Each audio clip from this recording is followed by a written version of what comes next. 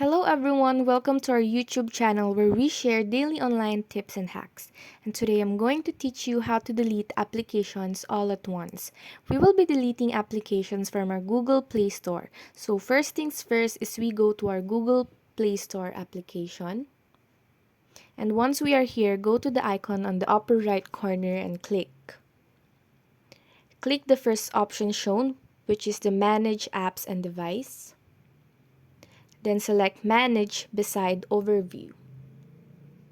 And here you can see the applications that are installed on your mobile phone. And by clicking the check box beside it, we are able to delete as many as applications that we want to delete. For example, let's click 3 applications and then click the trash bin on the upper right corner. Let's click 3 applications.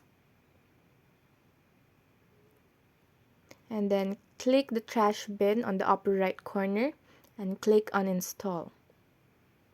And there you go.